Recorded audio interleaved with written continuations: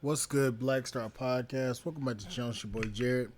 Sorry about the delay at the beginning. My computer is resetting, so I'm trying to get everything up and running. So if everything's a little off, I do apologize. But welcome back to the channel. It's your boy. And today we're going to be looking at a video from AJ's reactions and rants. Because apparently there was a female cop, that was shot by a fellow officer. Look at this.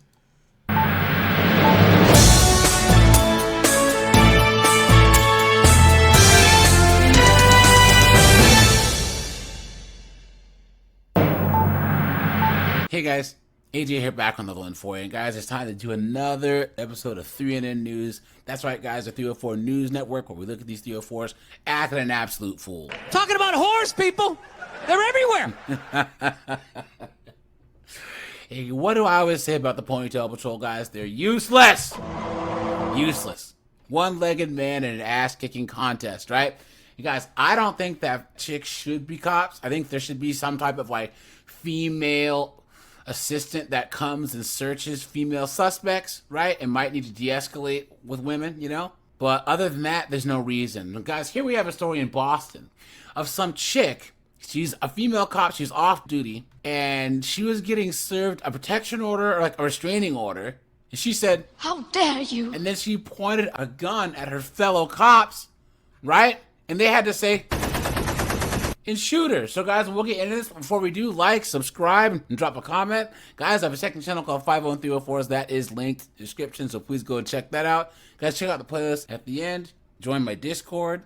And guys, I'm offering memberships now, so hit the join button or the link in the description. Thanks to all you guys that are already members. It really helps the channel out. And let's get into this. New information tonight about what happened before a North Andover police officer was shot and wounded by one of her own officers. We're now seeing the restraining order the officers were serving Kelsey Fitzsimmons. And as WBC's Louisa Mueller shows us, that directive put the officers in a pretty tough position. Still on medical to 125 Phillips Brook Road for a female party with a gunshot wound. When police officers surrounded a North Andover home Monday night, it wasn't a typical call. The purpose of going there was to serve a court-approved restraining order. The subject of the restraining order was 28-year-old Kelsey Fitzsimmons. 3 officers came face-to-face with their colleague, off-duty North Andover police officer Kelsey Fitzsimmons. There's a Ponytail The Patrol. 28-year-old, a member of the department since last spring. Then, Essex County District Attorney Paul Tucker says something went wrong. An armed confrontation took place.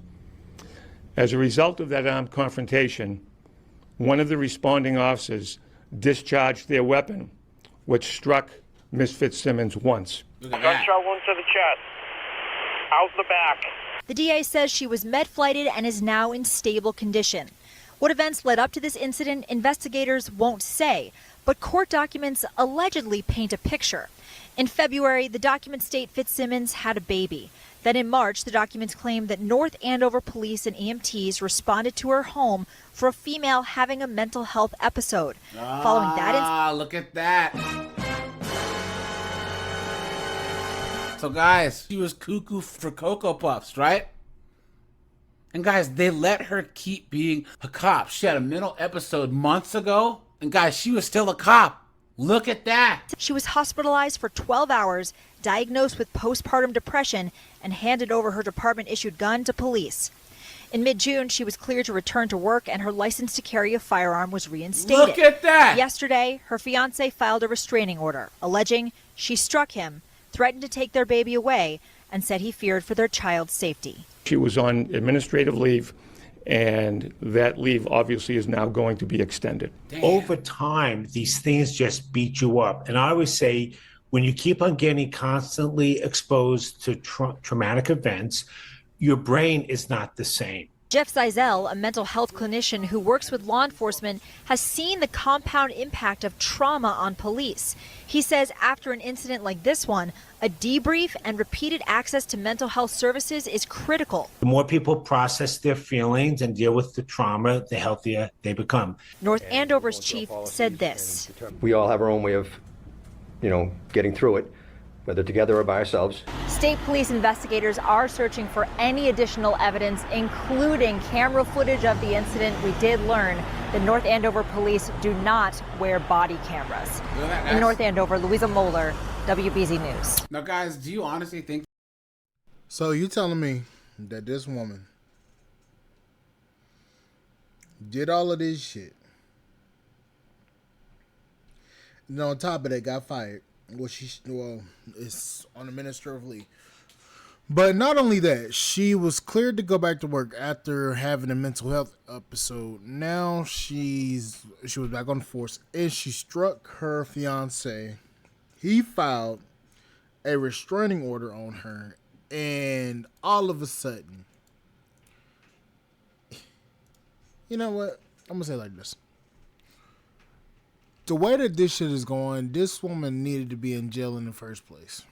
Well, she didn't need to be on the force anyways. And she also didn't need to be able to carry a gun. I believe this. Female officers are a lot more dangerous than a male officer. I'm going to just state that for a fact. Female officers are a lot more dangerous than a male officer because their emotions are all over the fucking place. A lot of female officers are incompetent too. Sorry to say it like that, but it's true. A lot of female cops are not the brightest bulbs in the shed. They may have a little degree, but a lot of them are not the brightest bulbs in the shed. Honestly, I feel more in danger with a female cop than a male cop. Because at least with him, I can at least know the signs. But a female cop, you don't. Any wrong move you make, she's going to be ready to fucking pull a gun.